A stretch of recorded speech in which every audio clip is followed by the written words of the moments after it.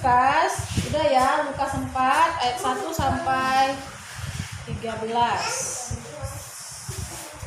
Yuk sama-sama kita baca 1, 2, 3.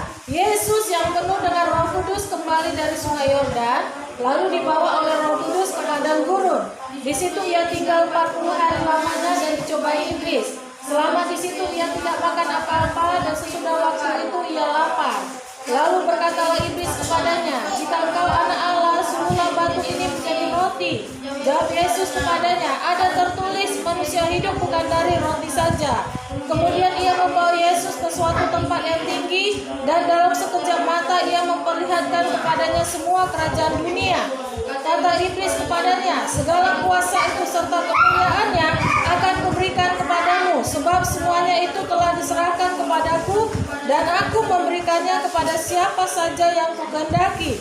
Jadi jikalau engkau menyembah aku, seluruhnya itu akan menjadi milikmu."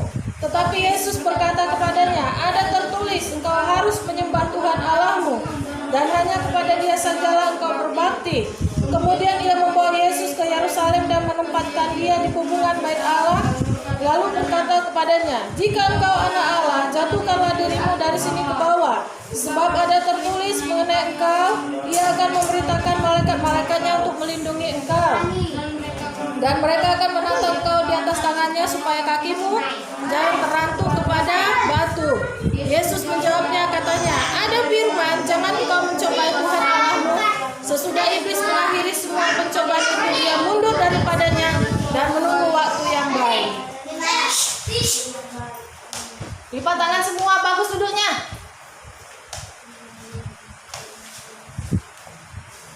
Oke, dengarkan, lipat tangan. Jangan ada yang ribut.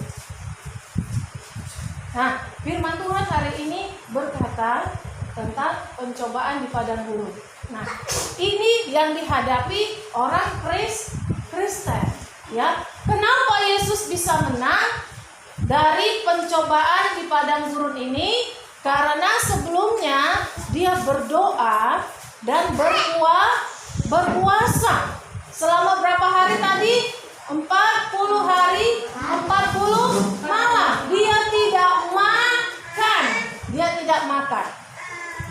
Ya, puasanya tidak makan selama berapa hari? 40 hari, 40 malam. Ya, bukan 40 meter. Nah, kita bersyukur Tuhan Yesus memberikan kepada kita contoh. Dia adalah teladan bagi kita bahwa kita bisa menang terhadap setiap apa yang dicobai, apa yang iblis mau cobai kepada kita. Ya, yang pertama itu suatu ketika kita akan mengalami kelaparan. Apa? Kelaparan. Kita mungkin tidak ada makanan di rumah. Bisa saja penyebabnya adalah banjir. Penyebabnya adalah uang tidak ada. Penyebabnya adalah apa? Krisis. Ya, nah, ketika itu maka iblis akan datang yang mencobai kita. Nah, katanya kau anak Tuhan, katanya kau itu pendoa, katanya kau itu rajin ibadah. Kenapa kau bisa nggak makan? Kenapa kau itu bisa kelaparan? Berarti Tuhanmu sudah tidak mendengar kau lagi, sudah tidak sayang lagi samamu. Kalau gitu, ikut aku aja, katanya. Yuk kita ke sana saja. Ikut aku, katanya. Nah, ada perkataan seperti itu. Ada kita dengar di telinga kita suara seperti itu. Nah, apa yang harus kita lakukan? Ingat, Tuhan Yesus bisa bertahan. Ya, bisa bertahan tanpa mengikuti apa yang dikatakan oleh setan, oleh iblis. Dia bilang, mencuri aja kau. Di situ ada makanan. Atau tengok itu, di kuburan itu ada buah yang enak. Di situ ada aja, itu makan aja nggak apa-apa. Padahal firman Tuhan katakan jangan makan apa yang sudah dipersembahkan kepada setan. Terus makanannya adalah makanan yang tidak baik. Jadi karena kita sudah lapar dan tidak disediakan makanan yang baik, makanan yang sehat untuk kita, yang ada di situ adalah makanan, istilahnya makanan haram. Ya, ada darahnya. Tidak boleh kita makan. Ya, waktu kita lapar ada pencobaan. Apakah kita mau makannya? Ya. Apakah kita mau meminumnya? Tidak ada di situ air putih. Yang ada di situ minuman keras. Yang ada di situ alkohol yang bisa buat mabuk. Bagaimana? Kita nanti diajak ke satu tempat, dicobai. Ya, kita haus, kita lapar, dicobai dengan makanan kita. Nah, Tuhan mengizinkan itu terjadi untuk melihat apakah iman kita tetap di dalam Tuhan. Ya, jadi tidak ada istilah aku lapar kali Tuhan, terpaksa, tidak ada. Karena Tuhan Yesus sudah memberikan contoh 40 hari dia tidak makan, tapi ketika setan menyuruh dia, ini ada batu besar, perintahkan batu ini jadi roti. Bayangkan kalau batu besar diperintahkan Tuhan jadi roti yang kayak mana besarnya? Besar kan? Besar kali. Ya, bisa makan. Memang Yesus bisa membuat mukjizat, tapi dia tidak mau. Kenapa? Karena iblis yang suruh. Dia mencobai Tuhan Yesus ketika dia lapar. Ya, ingat pada waktu lapar orang bisa berbuat apa saja. Orang bisa mencuri supaya bisa kenyang. Orang bisa mencuri supaya dia bisa makan. Duduk. Bagus. Pertanyaan.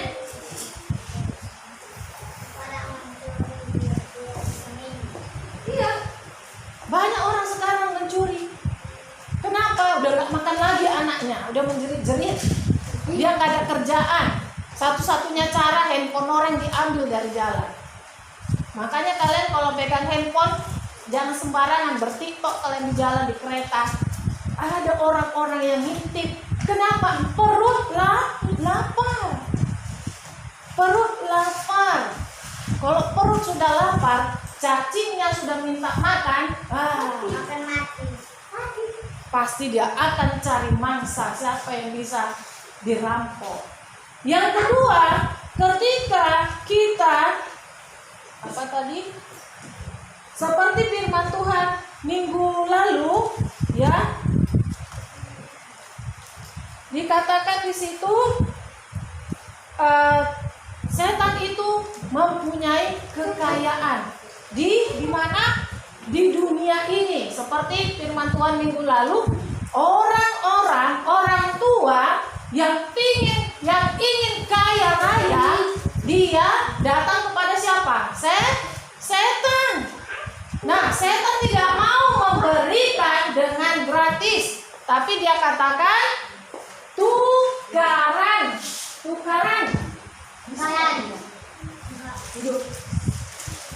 Dia mau kasih kekayaan itu. Dia mau kasih kamu apa? Dia mau kasih kamu uang yang sangat banyak. Mau berapa banyak? Bisa. Yesus aja ditawarkan. Ketika dia sedang lapar, lemah, lelah. Setan bilang, jika engkau anak Allah, katanya, segala kuasa serta kemuliaan akan kuberikan kepadamu jika engkau menyembah aku. Setan minta disembah. Bayangkan, setan minta disembah. Dia berkata kepada Yesus yang harus disembah oleh setan. Dia berani. Kenapa dia berani bilang seperti itu? Karena waktu itu kondisi Tuhan Yesus sedang lemah, lapar, dan tidak berdaya. Hati-hati ketika kita lapar, apa tadi? Ketika kita tidak ada makan apa-apa, tidak ada tenaga, setan bisa menawarkan hal-hal yang membuat kita jadinya mau. Kalau handphone? Handphone juga, anak-anak biasanya kan handphone. Ya, dia butuh handphone untuk TikTok katanya. Alasannya untuk PR, ya kan? Alasannya untuk sekolah. Ternyata setelah diterima, adakah untuk sekolah? Ada. Lebih banyak untuk apa? Untuk game, untuk TikTok, untuk apa lagi? Untuk YouTube. Terakhir, jadinya dia main judi di situ. Ya. Nah, setan menawarkan segala sesuatu yang bisa membuat orang tergiur. Ya, menawarkan semua yang membuat orang tergiur. Jadi mereka tidak lagi beribadah kepada Tuhan, tetapi datang kepada setan, datang kepada dunia, ya, sehingga mereka melupakan Tuhan. Hati-hati, anak-anak gampang sekarang ditipu, gampang dibohongi, ditawari mau handphone deh, mau handphone. Ih, aku butuh kali loh bang, mau handphone.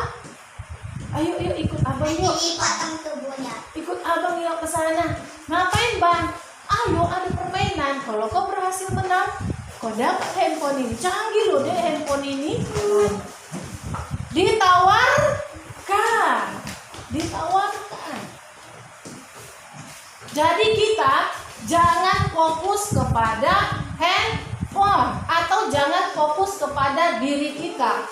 Tapi tugas kita adalah tetap mengingat Tuhan. Apapun yang terjadi sekarang akhir zaman, kita nggak tahu apa yang akan terjadi nanti. Orang tua semuanya sudah divaksin, kita semua belum, apalagi kalian anak-anak. Ya, bahaya. Orang yang sudah divaksin kekuatannya itu sudah berkurang, nggak bisa lagi ngangkat barang yang berat, tak boleh. Karena sudah sama dengan orang yang terkena penyakit COVID. Jadi udah dianggap sudah kena. Nah, kalian ini masih sehat.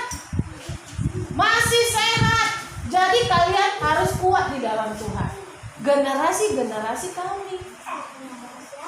Generasi itu adalah keturunan yang akan tinggal di bumi ini meneruskan iman Kristenan. Nanti kalian yang ngajar sekolah minggu. Gitu. Ya. Jadi kalian harus sehat. Jangan gampang terpengaruh. Jangan gampang terpengaruh. Nah, yang ketiga, iblis mencobai Yesus supaya Yesus itu mau menuruti apa kata-kata setan. Dia bilang, Yesus dibawa ke satu tempat, ke tempat yang paling tinggi di bait suci, di bait Allah. Dari tempat yang tinggi itu Yesus bisa melihat kerajaan dunia yang begitu megah. Waktu itu Yesus baru selesai dibaptis dan dia tidak tahu harus memulai dari mana pelayanannya. Nah, iblis menawarkan, ikut aku saja, katanya. Semua ini akan kuberikan kepadamu. Bisa nggak kalian duduk lagi sebentarnya kita?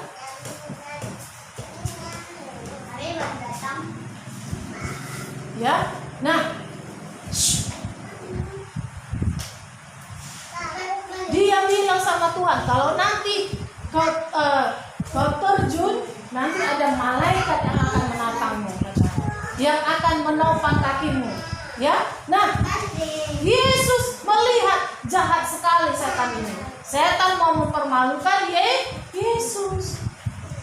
Jadi Yesus menjawab mengalahkan setan dengan firman Allah.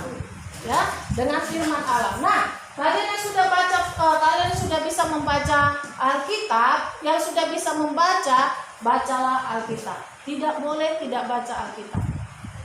Satu hari itu harus ada anak-anak itu baca dari ayat 1 sampai 10. Paling sedikit ya, paling sedikit.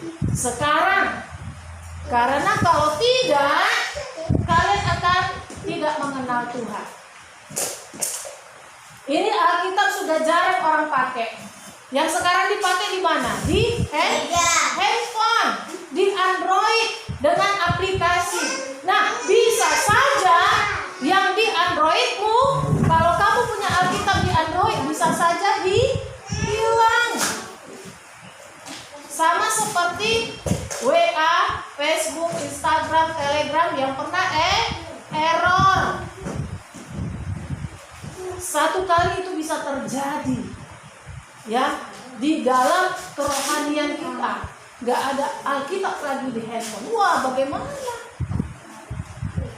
Masing-masing dekatlah dengan Tuhan. Bangun persekutuan kita, doa kita dengan Tuhan. Orang yang membangun ibadahnya dengan Tuhan, mulutnya tidak akan cakap kotor lagi. Dia jaga mulutnya. Kenapa? Karena mulutnya mau bicara dengan Tuhan.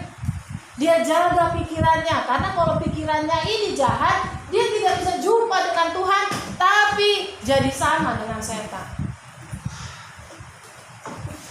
Kalau kita tidak seperti Yesus, maka setan akan tawarkan. Maka setan akan bodohi kita. Maka setan yang akan menjadi orang tua kita. Kesehatan kami sudah berkurang. Kalian masih sehat 100%. Doakan orang tua. Doakan, ya, supaya mereka sehat kuat.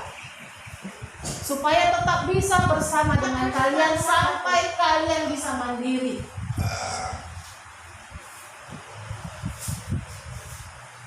Ya, karena dunia sekarang jahat, ngeri, bahaya. Hati-hati. Jangan sembarangan percaya dengan orang yang tidak dikenal, bahaya. Orang yang kita lihat bisa berubah jadi jahat. Hati-hati. Nah, Yesus sudah mengalami keadaan yang sangat mengerikan dan dia menang. Tetapi ingat, iblis itu malu dia kalau kalah. Jadi dia menunggu waktu yang baik supaya kita yang kalah, ya, supaya kita yang kalah. Tetap berdoa. Tetap berdoa.